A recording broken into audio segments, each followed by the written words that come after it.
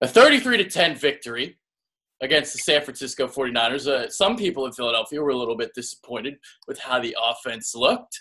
They didn't like the way that Big V and Lane Johnson fared in pass protection. And Brendan and I are going to get into it right now. So your latest installment of the Bitterbirds Film Study Series, we're going to get into Big V and Lane Johnson, talk about this offensive line right now. How's it going, Brendan? Doing good, man. It's the Niners week was a great week to get a good test for what the offensive line is. Kind of think about it like a preseason game. No disrespect to the Niners, but it's because of the vaunted pass rush that's coming up. This is a great week to double check what we have, what we need to improve on. Yeah, I'll tell you what, it is not going to be easy coming up. You got Von Miller coming into town on Sunday. I'm sure they're going to line him up. I know he plays on Lane Johnson's side, but I'm sure they're going to line him up against Big V as well. You're going to have Khalil Mack coming to Philadelphia. You still got to play JPP, DeMarcus Lawrence of the Dallas Cowboys. So a lot of great edge rushers coming up. Eagles going to have to do their share on the O-line. Without a question. I mean, this is murderer's row. I mean, that's the good and the bad news. And, Adrian, we're not even talking about playoffs because when we get to playoffs, you're going to look at a team like Atlanta with Vic Beasley. We know that Carolina gets after the quarterback very well. Potentially you could play the Rams again. You could play Seattle again. Or you could play the Vikings. All those teams have very, very aggressive defensive pass rushers. And you know what? Most of those guys not only are good, they're all Pro Bowl level guys. And minus the Bears, every team you're going to face from here on out is going to put a Pro Bowl level caliber rusher over on Big V and see what we get. Yeah. And I'll tell you what, the trade deadline, it came and went. But when I saw what Dwayne Brown got, what it took to get him, essentially 3 draft picks because Jeremy Lane didn't failed his physical. So I'm not giving up 3 draft picks to try and win it all this year. I don't think it was worth it. So I think what the Eagles did was actually kind of smart to give up a 4th-round pick for Jay Ajayi. They didn't get a tackle. I wanted a tackle. They might still sign somebody. But what they did do is, while Jay Ajayi, obviously we know about his running prowess, but something else he does, he can pass protect a little bit. He's not the best. He's average. He's solid maybe. But in terms of what these Eagles backs were, we're going to get into in the film study as well, it's an upgrade, and it's going to help Big V out. Without a question. I mean, when you run the ball, it makes those defensive ends and outside linebackers have to take an extra quick second before they decide to get in their pass rush move or hold the line for run block. So certainly it helps. I agree with you completely, Adrian. You know, I was like, hey, get a left tackle, get a left tackle, get a left tackle. And then when we saw what Dwayne Brown went for, it was like, man, that's too much. You know, especially for an Eagles team who doesn't have a lot of draft picks. You know, so that's essentially would be mortgaging it all. I'm okay with that. You know, I understand the Jay Ajayi pick. I think for a 4th rounder, it's a very, very good deal. Let's see what happens moving forward. In worst case, hey, maybe you go and sign Brandon Albert, or you ask John Runyon if he's done with his political venue and see if he wants to come back and play tackle for the Eagles. But at this point, you got to just make do and see how things go. Yeah, I was able to grab you after your workout today with the team. So, getting insider information right here. All right, so we're going to get into our first play. We're going to talk a little bit about Big V, Halapulavati Vaitai. Say it 3 times fast. I can. What's that one? Good for you, man. Yeah, I'm very good with my pronunciation. So we're going to go to the share screen, and we're going to talk about the 1 sack that Big V allowed. So we're going to get into it right now once I get into the damn play. So this came at about the 2:57 mark of the second quarter. Yep. And Brennan, we're going to talk about it right now. So, that's not it. God damn it. That's okay, Adrian. As you load this, guys, what we're going to see here when Adrian is able to pull this screen up, Big V is going to get pushed inside. So that's obviously a big no-no. You know, you never want to lose inside in protection. You can always lose outside because that gives them a quarterback an extra second, but you can't lose inside. Now, what I want you guys to take a peek at here is the drop Carson's going to have. We would call this quick game, as you pretty much watch AG plays full speed. Carson's going to catch the ball and not really take a drop. So when you do this, offensive line, their mental mindset is we have to block from about 3.5 seconds. And you know what? Big V blocked for about 3 seconds. So, yeah, it's not long enough. But, Adrian, if you go back on this play and start it from scratch, you're going to see here that LeGarrette Blount's wide open on the flat. We have a receiver coming in on the shallow drive. I'm going to say this is probably a 50-50 fault here. I'm not going to give all the fault to Big V. Obviously, you can't get beat inside. That's a big no-no, and you can't get bull rushed into the quarterback's lap. Absolutely. But, Carson, if you're not taking a drop, this play is a catch and release. You have to get the ball out in 3 seconds because the offensive line is taking a different type of drop here. So at least see it. Garrett Blount's wide open. I think that's Matt Collins, the bottom there. There are 2 options here for Carson. The ball should have been out. I would say 50-50 blame on our left tackle here and then the franchise quarterback. Yeah, I didn't think Wentz had himself a good day. He did throw 2 touchdowns, but missed some open receivers. I mean, granted, he wasn't protected at all times, but in an instance like that, he does tend to hold on to the ball too long. And this is something that we've seen on tape. And that was another instance there. So another play we're going to get into on Big V, he got manhandled as a run blocker. And, this is something I've talked about with Jason Peters. This is where the big drop-off is between Peters and Big V, is in run blocking. So Peters is very athletic, can get to the second level. And, they love that outside zone and the sweep play where you have Kelsey pulling and you can get Peters on the second level. It's very impressive what he can do. Big V cannot do what Jason Peters can do.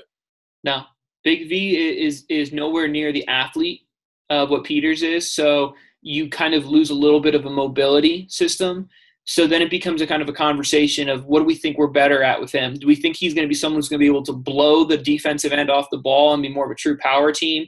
Or do we think he's going to be more of a steer blocker like what Kelsey Moore is and kind of steering into the zone? So we're going to have outside zone left here. And what we're going to see here is when you get the outside zone, the nice thing is you don't necessarily need as an offensive lineman to blow the defensive lineman 10 yards downfield. That's not really by design what the zone blocking scheme is. Zone blocking scheme is more just steering your defender to a position and allowing your back the vision to cut. Now, the good news is I think that's something Jay Ajayi is going to be very, very successful at. So that's great. But here's the bad news. You cannot get pushed into the backfield.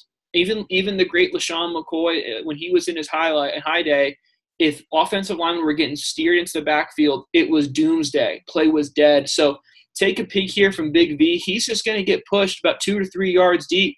And if you even watch it from the end zone view eventually, guys, you're going to see where Carson's handing this ball off essentially is where Big V is going to end up. So it gives the back no room for error here. So go ahead, Adrian. You can play this full speed, and you guys will see a Big V just gets his lunch handed to him here. Yeah, we'll go full speed here from this angle, but when we go from the end zone view, we'll go a little slow-mo. Just gets bull rushed right back. I mean, he's almost 5 yards deep by the time, the back even has the ball here. So we get Big V here. Again, guys, he's number 72 right there on the left side, second to last man on the left side. Yep, exactly, Adrian. And he loses pad level right away, and it's over. I mean, it's absolutely over. Smallwood has no chance back here to make a play. Selleck, not much better. Not much better, but, I mean, he's not playing left tackle for a reason. Yeah. I obviously it's not good by any means, but I'm always more critical of the offensive line. Their job is to block. Tight ends, yeah, you're supposed to, but honestly, in a zone blocking scheme, as long as you get beat outside, that's fine. You just can't get beat inside. All right. So the next play we're going to get into is Lane Johnson. Got beaten off the edge by Elvis Duberville. So it's funny because a lot of Eagles fans wanted to tackle at the trade deadline. They talked about how Big V sucked, but the guy who really sucked on Sunday was Lane Johnson. He was awful during the game. He was 10 times worse than Big V ever could be. So, so it's like everyone wants a tackle, but the entire line has to show up. You can't just blame Big V because the line struggled. That's stupid. Absolutely. Especially both tackles. And if we think about where all of Carson's big plays, leading the league in touchdowns and all that, a lot of them are big throwing down the ball plays. It's going to come down to, can the offensive tackles get the job done? And both guys obviously did not play up to their expectations here.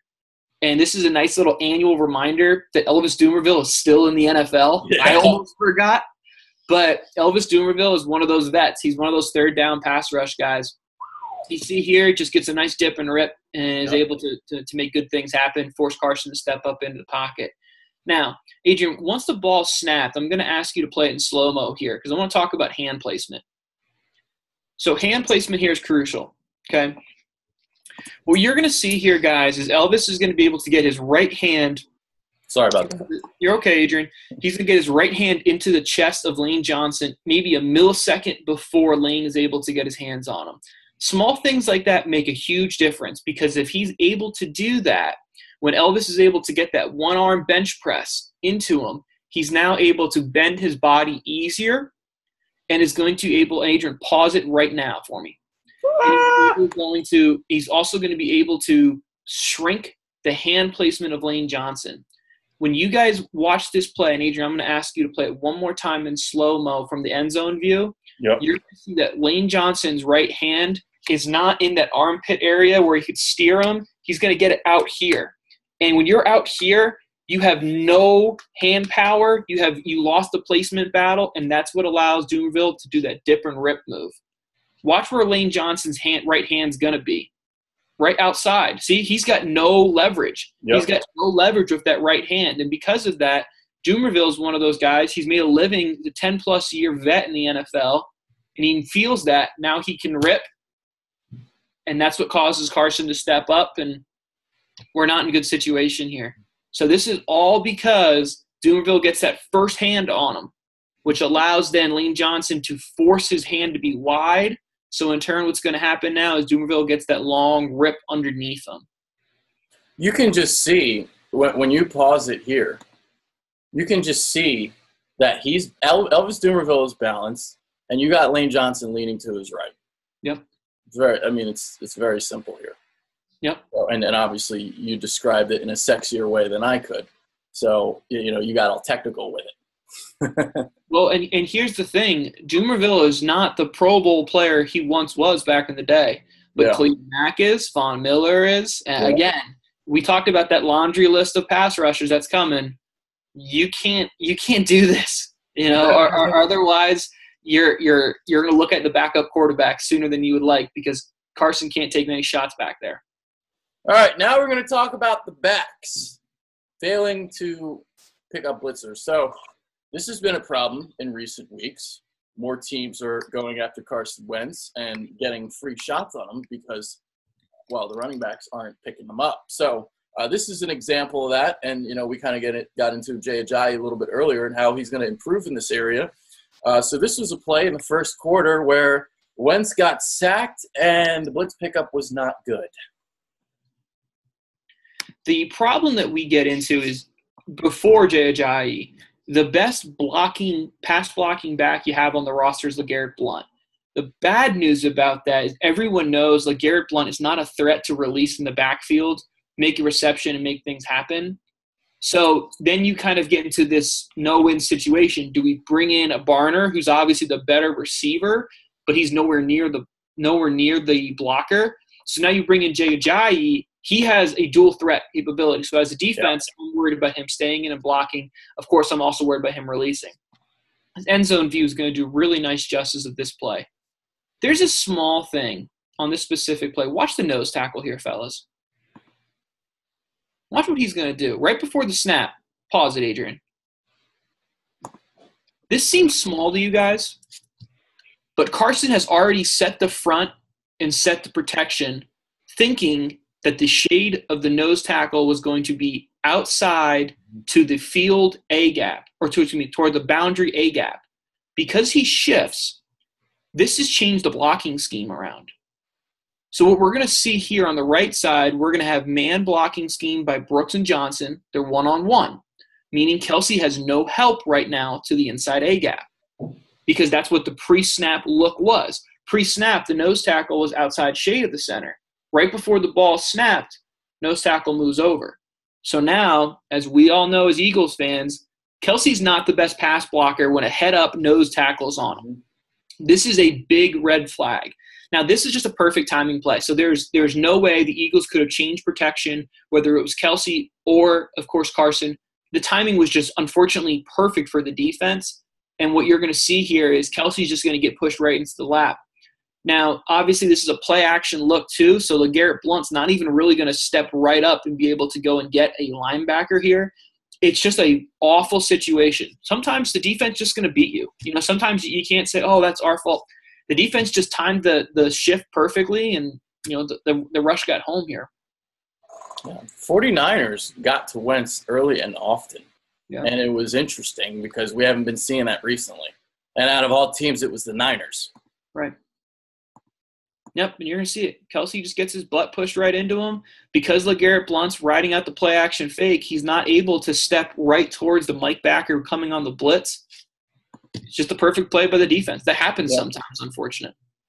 All right, so actually that wasn't a play that I was actually thinking. Well, I was thinking of when they struggle, when the backs struggle, it's when they're in gun.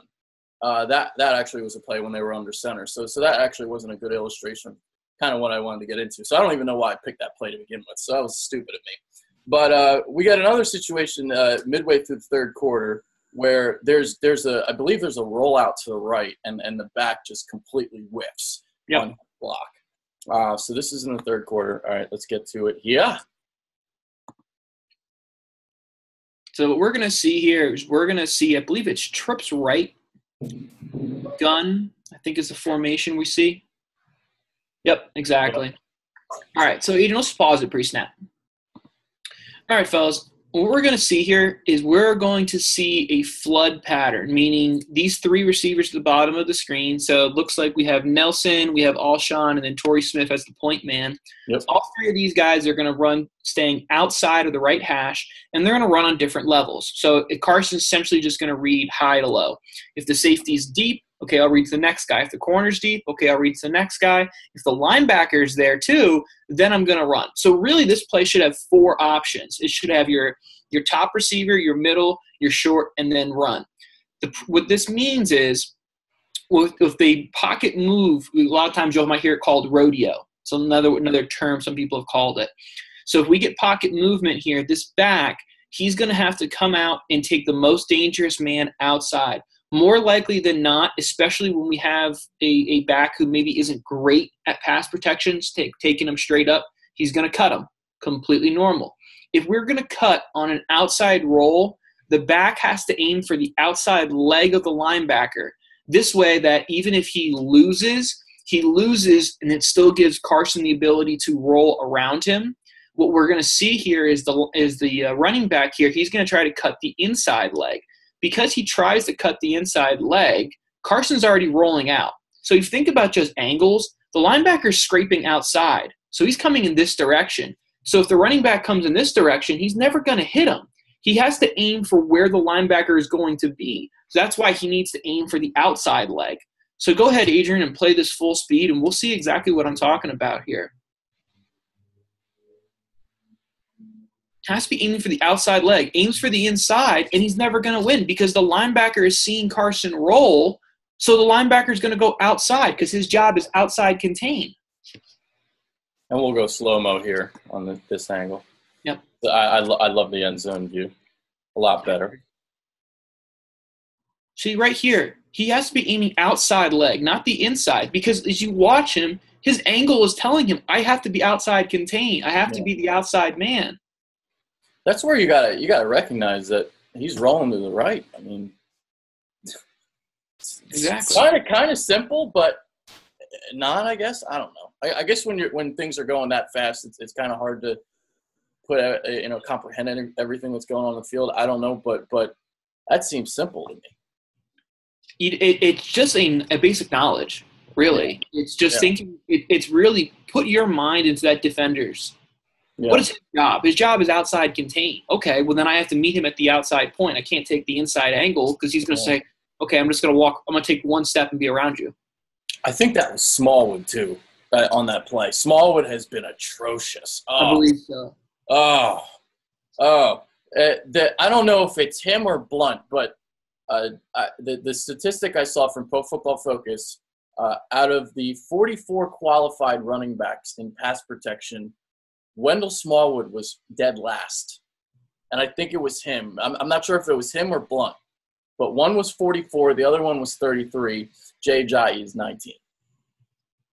Big improvement. Yeah, yeah. So it's like they're not going to get like an elite running back pass protection, but he's solid and average, and that's obviously a lot better than what we were seeing.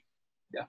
So, all right. Do you want to do the Alshon play? Do you have any time? Okay. All right, we'll do this. I know you're on limited time. You're on your lunch break. So, all right, late in the third quarter, something we've been waiting for all season long, Alshon Jeffrey got a 50-50 ball, and he scored a touchdown. So there was a really good quote I remember when Alshon and Brandon Marshall and Cutler were all on the Bears, and someone interviewed Brandon Marshall, and they asked him about, is Alshon the best 50-50 ball receiver? And Brandon Marshall said, they're not 50-50 balls. Mm-hmm. They're Alshon's. And I think that kind of sums up what Alshon Jeffrey's ability is. Now, if we watch this play full speed, Alshon's just simply going to say, I'm a bigger man than you. This is mine. I'm going to get this, and now I'm going to push you, little boy, away, and then I'm going to score a touchdown. Okay? That's Alshon's game. He's a big body, physical receiver. Yeah. When we rewatch this play, watch for the safety is pre-snap.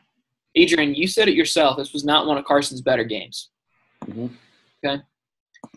As you're going to see here, pre-snap of this play, you're going to see single high safety, which tells us it's going to be cover one or some type of variation of a cover one or a cover three, meaning there is no help over the top of where Alshon's going to be. That's exactly right, Adrian. That safety is going to shift to the opposite hash and go towards the trip side and give Alshon the one-on-one ability. I understand Alshon Jeffrey is able to make this play, and I understand it's a touchdown, but that doesn't mean it's going to be a touchdown next week or the week after or the week after that. So when you look at this play, guys, watch where the ball is. Notice how it's thrown behind him. Honestly, Carson could have put this ball ahead of him, or Carson could have put this ball outside of him and made it easier for Alshon to catch and keep running. Alshon makes most of this play. This play is more on Alshon than it is on Carson here. I agree. But it's just one of those things. Touchdown? Absolutely. Not arguing that. Congratulations. We're playing the fight song, Scream Fly, Eagles Fly. That's great. But long term, this ball needs to be ahead of him. I got a question for you, and I wonder if you remember. So do you remember the Chargers film? There was a play similar to this, and we talked about how the ball location was off the mark. The ball location is pretty much in the same spot as that play. It's inside.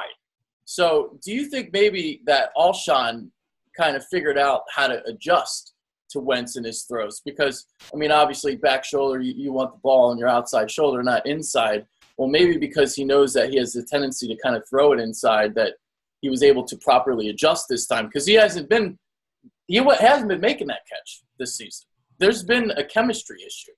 Yeah. But there wasn't a chemistry issue here. Well, actually there was, but Alshon made the adjustment. You're 100% right, because in that Chargers game, ball's moving from right to left, and the ball's going to be on the left sideline towards the bottom of the screen. I know the exact play you're talking about. Yeah. You're 100% right, Adrian. Every receiver, every really good receiver is going to know where are their quarterbacks' windows of error. You know, if he's going to make a mistake, where is this ball most likely to go? So as Alshon's looking, he's looking for primary where he wants it to be, but then he also knows, hey, if this ball is not here, I know my vision is going to quickly snap to where his window of error is. And Adrian, you said it perfectly. That's exactly where Carson's window was. Yeah, beautiful. So we'll look at this play again. We'll go a little slow-mo here. If the ball ever gets snapped. So, you know, that game against the Chargers, that's kind of the game where he kind of took off a little bit in terms of the accuracy. And then the next week was when he threw 3 touchdowns against Arizona. Then it was 11 touchdowns in 3 games. So this one, not so great, but Alshon was able to make the play. So you'll see the ball location here. We're about to see it coming up. Yeah, I mean, you can see it. If he puts it ahead of him, Alshon can keep running. Alshon is just a great NFL receiver, so he's able to stop, come back and get it, and then he's a physical specimen to be able to make 2 tacklers miss. Even when he jumps, look where he catches the ball. He's not catching it up here. He's catching it near his midsection. Right. That's not where the ball's supposed to be. No. So but hey, either way, the important thing is it's a touchdown. And the important thing is we can improve on it moving forward. Yeah. So there we go. All right. So that's it. Those are the plays for this week. I know you got to get back to work, so I don't want to hold you up. But anything else you want to get into? I want to give 2 shout-outs real quick. I want to give a first shout-out to my man Doug Wallace, who he's one of those people I've used as a mentor to really kind of educate me in the offensive line play. And second shout I want to give is to Coach Anthony Beck. You guys probably see him doing a ton of stuff on ESPN. He's a great follow on Twitter, a great follow on Facebook. He does a lot of film breakdown. I would encourage you guys to kind of take a peek at him too. There it is. All right. I got an idea while I was doing the show. I don't know if you'd be interested in this, but if I can find some Jay Ajayi stuff, would you be interested in doing something on that? Yeah, we can do that. Mm-hmm. Okay. All right. Maybe in like a day or two, we'll figure something out with that. Sure. All right. I think the viewers would like that. I think the other thing cool, Adrian, would be for us to do, maybe do a mid-season review of the NFL too. Talk about mid-season, MVPs, things like that. I think that'd be cool too. Let's do it. Always down to talk football with the Brendan Albert. Now, hopefully the Eagles will sign you. Now that your time on here might be limited because you're going to have to be at the complex. You're going to have to be practicing. So we'll see if we can work things out. But until then, hey, you're still free agent. Got to do what I got to do. But we'll see. Appreciate the time, guys. With that being said, that's Brendan Albert. I'm Adrian Fedke. Now, I whenever I see Brendan Albert, I say Brendan. I don't say Brandon. So thanks to you. Because I mispronounced his name on a podcast the other day. I said Brendan and not Brandon. It's probably the first time that mistake's ever happened to me, so I appreciate that. All right, we're out. Take care, guys. Appreciate it.